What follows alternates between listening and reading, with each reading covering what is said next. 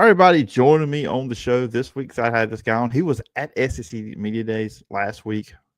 Obviously, one of the best voices in the SEC. Host of Locked On SEC. Also, program director and on air over at Sports Talk 790 in Houston. Yes, I'm joined by Chris Gordy. And Chris, appreciate you coming on the show. Yeah, no problem, man. Good to be back on with you. Yeah, it's been a while. Last week was kind of interesting with SEC Media Days. I'll just go ahead and start off with this. It got started off on a good note, I guess. Greg McElroy decided to trend all over the place and floated out that Nick Saban stuff last week. Yeah, I almost wonder if somebody paid him to do that because it was just very uncharacteristic. Like Greg has been awesome ever since he transitioned into media years ago, and he's gotten better and better as a color analyst on games. Like he's really good. Does the show with Cole up there in Birmingham, and for him to put something out there like that, like he's not a hot take artist or whatever. So like, you had to feel like it was some bit of credible. But here's the thing, like Nick Saban saying he wants to get back into coaching. I feel like every coach who retires has that want and that itch. Mm-hmm. So, if you really dissect it, I didn't think it was like breaking news. Like, oh, boy, breaking news, Nick Saban wants to coach again. Yeah, no duh. But like, does the universe align for him to actually get back into it? That's where it's like, I don't think so. So, yeah, it was a fun story to kick around. And, our buddy Zach Blackerby, we did an episode kind of kicking around like, all right, if he did go back, where would he go? And then I think we kind of decided like if he went anywhere, it would be for like a 1 or 2 year deal. It would have to be a spot where they have a general manager in place who's going to handle all the NIL and payments to players and all that kind of stuff, revenue share. And all Saban would do is come in and oversee the roster and, be like the game day coach. And that's it. And so we were like, well, like Oklahoma would be really cool because they just hired Jim Nagy, who used to be with the Senior Bowl for forever. And if Brent Venables doesn't work out, that might be a good fit to step in there. But I think the one we had the most fun with was if Hugh Freeze gets fired at Auburn. I think it would be ultimate heel turn to see Nick Saban step up to the podium, put on an Auburn polo, and stand there awkwardly and be like, it's always been my dream to coach at Auburn. I think it would never happen in a million years. But if we were writing a script, that would be by far one of the funniest things to ever happen. If that happened, I just kind of wonder what would just be the reaction in Tuscaloosa. They would tear down his statue. I mean, they already built the statue. I mean, it would be torn down. They would probably, set on fire Toomer's Corner trees. Like they would set that back 100 years. Like, it would be all hell would break loose. Which again, it would never happen. And even if it came an inkling of possibly happening, Alabama donors and Bama people would step up to the plate and go, Nick, we will pay you whatever amount it is to not go to Auburn. So, but anyway, he's not going to coach again. It was just a fun story to kick around for a couple of days. Yeah, to me, what was funny to me, though, with it was I think the next day on his own radio station, he was going on a tour letting everybody know that he did not think Nick Saban was coming back. Yeah, that was a funny part of it too. Yeah, I mean, again, he said it was from a credible source. Like that's the thing, and I kept saying like, who's your credible source? Jimmy Sexton? Like, is this just for him to drive up the asking price on Nick, or to maybe get more money out of College Game Day? Going, hey, Nick might go coach again. Let's make sure we take care of him here. So, I don't know, but yeah, fun story. Yeah, it was. The media poll coming out on Friday. I think most people would believe. You tell Texas is going to be the number one team. Nobody would be shocked. Were you surprised by how kind of overwhelming they were the number one team picked by the media?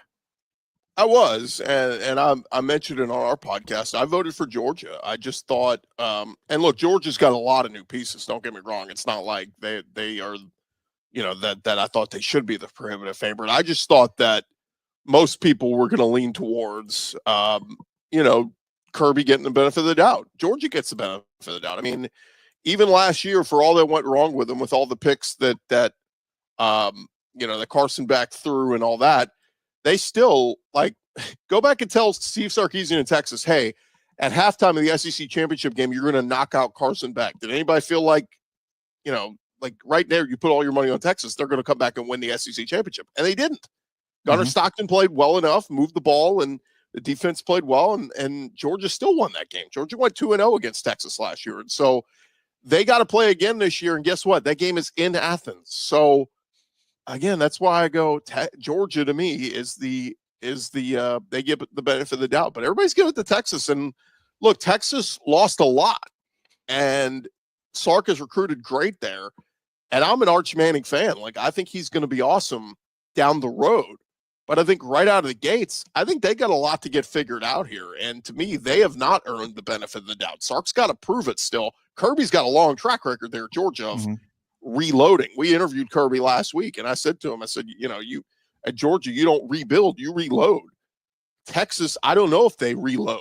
They've never, this is their second year in the SEC, but they lost a ton of that offensive line to the draft and to graduation. And so, yeah, Arch Manning hype aside, you got several new offensive linemen you got to work in. You got some new defensive linemen you're working in, new receivers.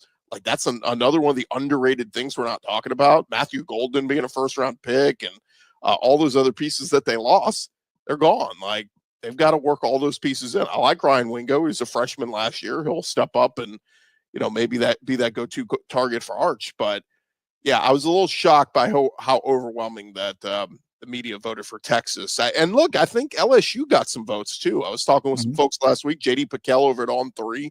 He seems to be very high on LSU and Brian Kelly. And, I think what's crazy is in this day and age of the transfer portal, we hear certain guys went places, but I think we kind of glanced over the fact that LSU had the number one portal class on top of a top 10 recruiting class, and they filled a lot of holes with quality starters. That's the difference. Like last year in the portal, LSU added like backup guys or rotational guys. This year they added quality starters that are going to step in and start, from Jack Pyburn to Patrick Payton to Mansour Delane in the secondary. Like, they added some quality players. And so, again, would not shock me at all if LSU would get there. I think my official prediction was Georgia beats LSU in Atlanta, but I still think there's a good chance that Texas, Georgia, LSU, and Alabama are all four in the playoff.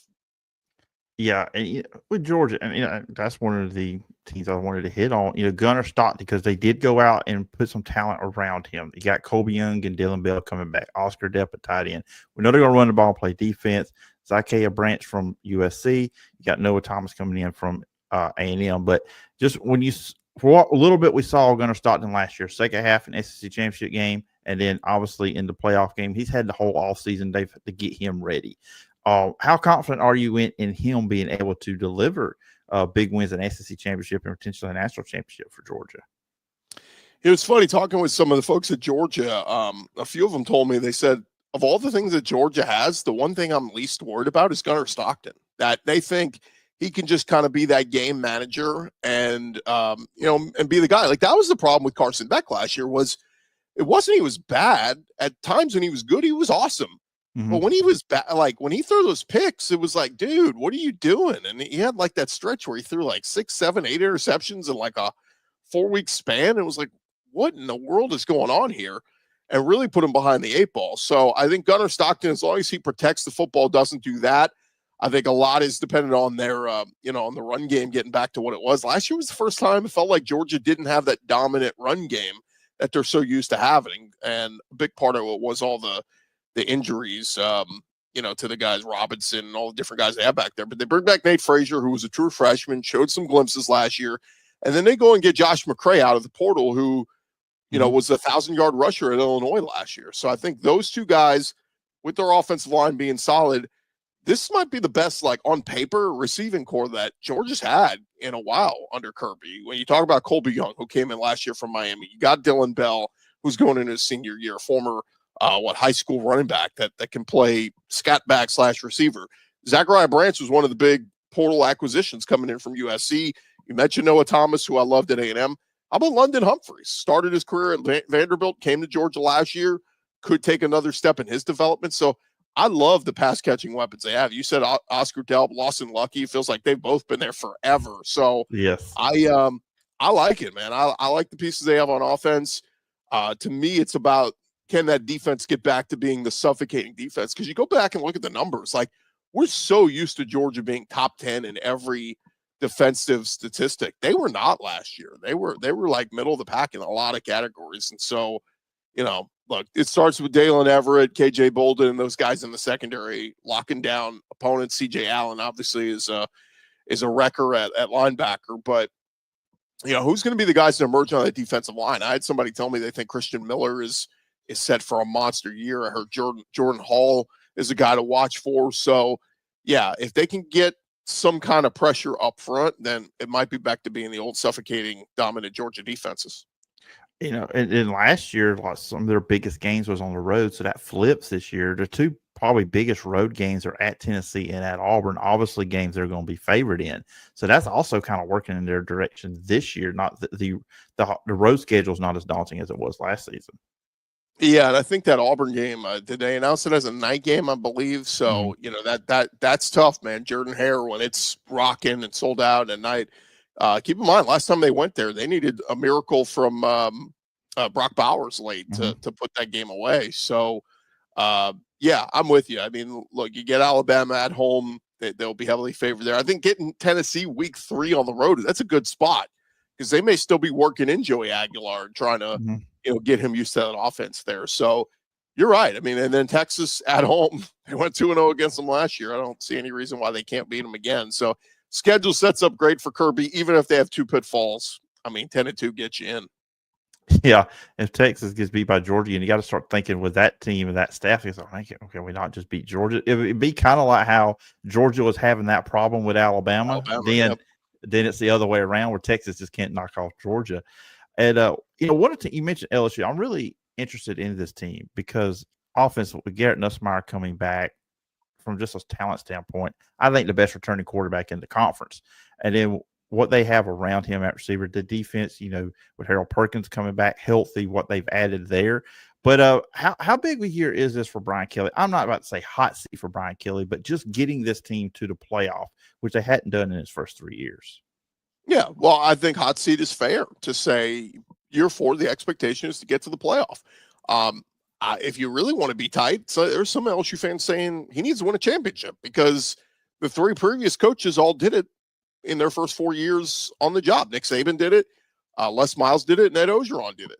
And so, again, I don't think it's crazy to say, remember, he's the one that stood up there and said, why'd you leave Notre Dame? Oh, because I didn't think I could win a title there. Well, now pressure's on because Marcus Freeman just went to the national championship last year. He lost, but he still got there.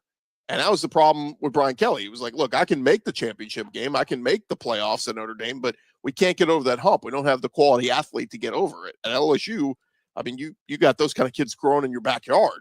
And he's done a great job recruiting and like we said, through the transfer portal. But it's all got to come together. The schedule's tough, man. I mean, open on the road to Clemson and doesn't get any tougher than that. I almost wish they could flip-flop and open with a Marshall or a Citadel or something and get your legs under you and feel pretty good. But then again, maybe it's a good test that they need right out of the gates. If they win at Clemson, I mean, everybody's going to be putting them up as maybe the number 1, number 2 team in the country after that game. And basically it buys them two more losses. They can lose on the road in Tuscaloosa. They can lose at Ole Miss, home at Oklahoma. You pick any of those 2, you can lose 2 and still make the playoffs. So, I think this roster's loaded. It's all about this offensive line, how well they protect and how well they run block. And it's funny because they lose Will Campbell, who was the top 10 pick in the draft. They lose Emory Jones, who was a second or third rounder. But at times, they didn't play like that last year. At times, LSU couldn't run the football, and at times, they couldn't protect Nussmeier. I mean, on the road in the swamp in Florida in the second half, Nussmeier got sacked like 7 times. So I almost see it as people are like, oh, well, they're going to be worse. Well, I don't know, man. There were times where we couldn't get much worse last year. So, I'm really curious about the offensive line. I do think it will be one of those situations where Nuss is going to get rid of the ball very quickly because they got a ton of weapons, man. I mean, I interviewed Chris Hilton last week in Media Days. He's a deep threat that they missed the first, whatever it was, 7-8 games of the season. He finally got back healthy on the backstretch of the year. And look at what he did against Vanderbilt and Oklahoma and then Baylor in the bowl game. He was awesome. And then you bring in Nick Anderson from Oklahoma, who's a deep threat as well. Berrien Brown, who's got track speed from Kentucky, to go with Aaron Anderson, who emerged as their number 1 wide receiver last year. So LSU's got weapons. And again, if they can capitalize and weather the storm of the schedule, they absolutely 10-2 or better and should be in the playoff. Yeah, and then I'll also throw this in there because it's kind of a local flavor from where I'm from in Dothan. Bauer Sharp coming over from Oklahoma, who was their most reliable receiver. This is a guy started quarterback in high school, went to Southeast Louisiana, turned himself into a very, very good college tight end. So that's something there too. You have in the middle with Bauer Sharp. Yeah, and he's only supposed to be the number 2 tight end. They have this Yeah. freak, Trades Green is his name, who played basketball. And my God, I was at the Texas Bowl in Houston watching him against Baylor, and I was like, who is this freak mismatch? Like, get that kid the ball. And it was like in the red zone, he's just like, I'm open, like, touchdown. It was like, okay, that's a weapon to watch for next year. So it's no offense. You lose Mason Taylor, who obviously big time draft pick and son of Jason Taylor, and he was phenomenal his career, one of the best tight ends in LSU history. But that said, again, targets everywhere. They got to execute. To me, LSU lost games last year. It wasn't because of Nussmeier. It was because that defense couldn't get stops. I was at the game in Las Vegas against USC. They went down the field and scored. They had a lead in that fourth quarter, and they let it slip away. And they let USC go right down the field and score the game winner on them. In a couple weeks, you'll see this Netflix series coming out. Episode 1, on the SEC. Episode 1 focuses on LSU and South Carolina in that game in Columbia. They were an eyelash away from hitting the game-tying field goal and send that game into overtime. South Carolina was. So LSU was lucky to get out with the win there. I just think Blake Baker, they got to be looking at this defense and saying this unit has to play better than last year. And yes, it helps getting Harold Perkins next, healthy back next to the tackling machine that is Whit Weeks. So if LSU's defense play like we're going to see in week 1, if they get stops and forcing turnovers on Clemson, look out. This could be a championship contending LSU team. Yeah, absolutely. Looking at Alabama, of course, coming off year 1 with Kalen DeBoer, 9-4. Alabama fans, that's not where they want to be. You beat Oklahoma, you probably make the playoff, but the season was what it was for them. They got so much talent on the team. Defense should be good. They've got the playmakers, but I think the big question has got to be quarterback with Ty Simpson. What's your big thing with Alabama going into this year? Yeah, I got to talk with Ty Simpson a little bit at the Manning Passing Academy a few weeks ago, and I just like the kid a lot. I mean, he's confident. He's not cocky, but he's confident in himself, and is a guy who sat and waited his turn. And I hate to keep making the comparison, but Mac Jones is the best comparison I can make. Big time recruit that sat and waited and finally gets his chance, and now it's his turn. And everybody's telling me this Ryan Grubb hire is going to be a big difference maker for Alabama. And so if it is, and this offense is better, then yeah, the sky's the limit for this team. You mentioned the offense. I love what they, obviously look, Ryan Williams is the all everything, but you bring back Jeremy Bernard, nice senior leader, and then Isaiah Horton, you go get him out of the portal. I didn't realize, talking with Ty Simpson, that they played together in high school, that they know each other real well. And so that works out. But to me, I love the offensive line, Brailsford and bringing in Cam Dewberry, and got Caden Proctor, who I stood next to at SEC Media Days, who is a behemoth. They got to get back to running the football. I mean, Alabama just did not do it consistently last year. Ty Simpson was the run game most games, but I'll put it this way: like that game against Vanderbilt, they win that game with a better run game. And I don't know if it's Jam Miller, I don't know if it's Richard Young or one of these younger guys emerging, but they've got to find a more consistent run game. It doesn't have to be Derrick Henry and insert dominant Bama back in the last 20 years, but they just have to be a little bit more balanced. And then defensively, I love the secondary. I think they have a chance to be one of the best secondaries in football. And then obviously the linebacking core with Deontay Lawson, getting Justin Jefferson back was huge because there was some talk of him going in the portal, out the portal. But I look at this defensive line. We interviewed Tim Keenan at Media Days, and I like him a lot. Up the middle is a big run stuffer. Where is the edge rusher? Bama's been lacking since Will Anderson Jr. and Dallas Turner left. Who's that next big feared edge guy? And we haven't seen it yet. I'm hoping one of these guys can emerge. And if they do, man, they're going to have a low. Coach Womack he's just scratching the surface on what this defense could be. Yeah, for Alabama offensively last year, it just felt like it was either, their offense was all about the big play. He did not the sustained drives, which a consistent running game adds to that. Like it seemed like last season, every time they were asked or they would look like they were going on a long drive, a turnover, some penalties, just something would get in their way, and then they just couldn't do it. But the big play to Ryan Williams or Jalen Miller or something like that. So that I think that's going to be interesting with them. Can they just sustain drives? Add that running game that'll happen. Yeah, and again, that's just being disciplined too. Is the penalties? I mean, how many times I remember that Oklahoma game? Remember they score that long touchdown? You're like, oh, they might get back into this, and then penalty called back. It's like it just cannot happen. When you have a chance to score, you got to punch it in. Now, look, some of it was on Milroe. There's blame to go all around, but I do think Ty Simpson being here, year 2 of the DeBoer system with Ryan Grubb coming in, I think they're going to be way more cohesive and on the same page this year. So the final thing I want to touch on, the SEC's leading golf expert, Hugh Freeze, and it's it's obviously been all over the place with his golfing, how much golf he's been playing, especially in the month of June. Obviously going year 3. I think when he got hired at Auburn, everybody said, okay, he's going to do obviously a better job than Brian Harsin. The record's not showing it. Recruiting, yes, he's brought in the roster is completely more talented than what they were for. Obviously, the quarterback has been a big deal. Going on from Peyton Thorne to Jackson Arnold.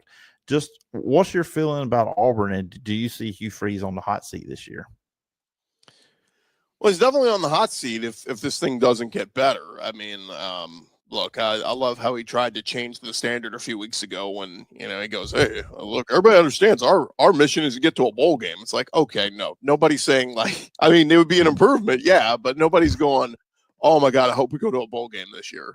Could we hopefully the Birmingham Bowl would be awesome.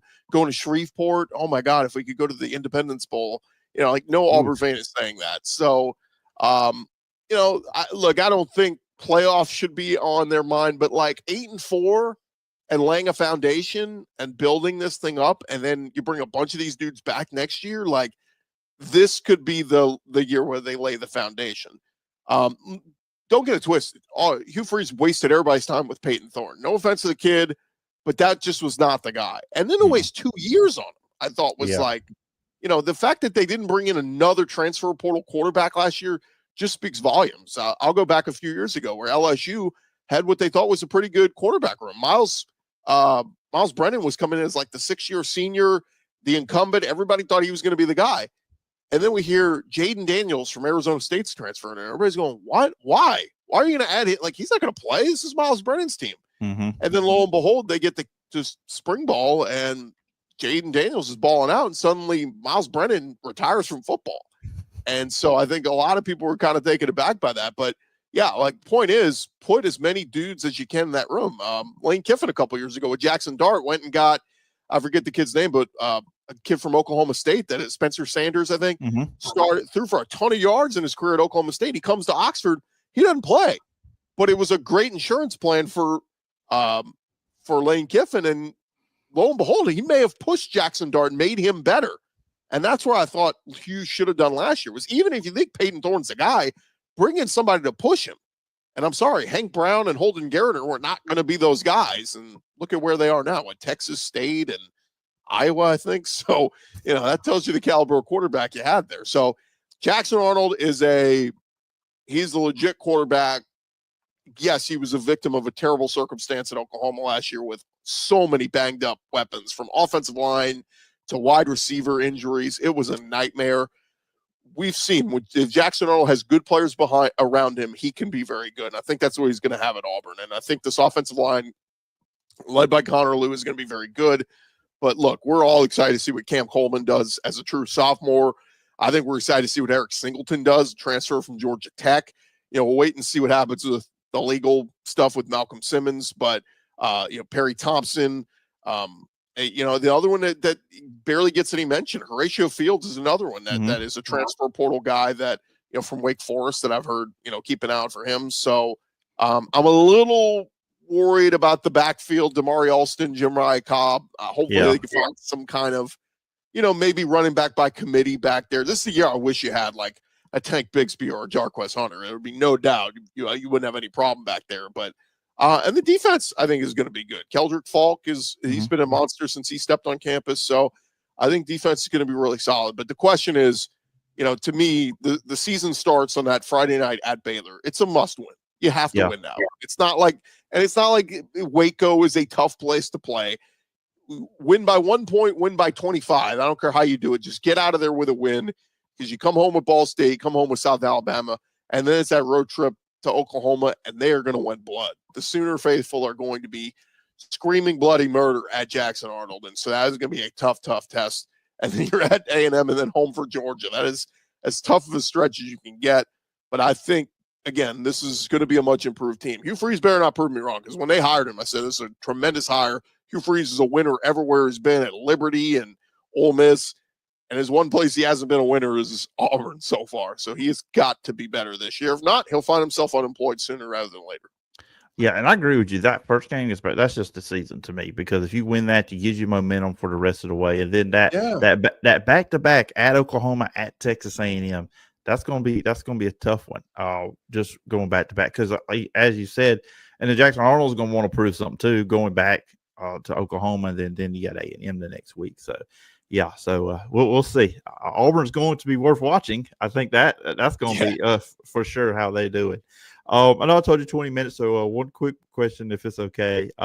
We talked about all these teams. Of course, South Carolina was number 5 in the media poll, but when you look at the SEC, do you see maybe a under the radar team? Because last year, South Carolina was a team at the end of the year. I said, man, if that team had just got into the playoff, they could have created some damage. They could have won a few games. Do you see a under the radar team in the SEC that a lot of people are talking about? It might not necessarily be a playoff team, but toward the end of the season in contention for that. Yeah, I think it was interesting. They have Missouri pinned as the 12th team in the predicted order of finish. I think Missouri, when you look at their schedule, it is very navigatable. So, like if Bo Prabula is pretty good, the quarterback from Penn State, he's got some legs. He's a dual threat. We haven't seen or heard anything really about him since he's gotten to Mizzou. So if Bo Prabula is the real deal, and Eli Drinkwitz is a good offensive mind, like he's had some good offenses there and gotten the most of what he's had. The thing to look at, they went and got Ahmad Hardy. I think he went to Louisiana Monroe, one of those places, 1,000-yard rusher. This is a legit back. And since Eli Drinkwitz has been at Mizzou, he has had some really good running backs. You go back to Larry Roundtree, Cody Schrader. I mean, guys who have been really good running backs in the SEC. So if Ahmad Hardy's the real deal and Bo Prabula is pretty good, that schedule sets up for Mizzou that they can go 10-2.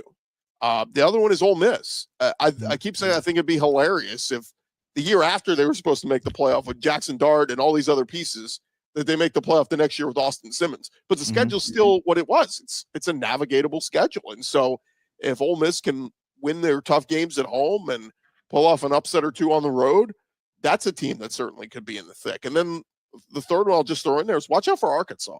I had Taylor Green on Locked on SEC last offseason, talked about coming over from Boise State.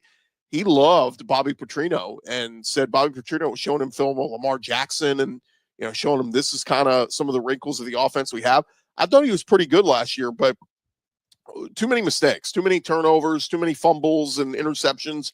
If he cleans all that up, and again, a lot of guys mature, in their progression.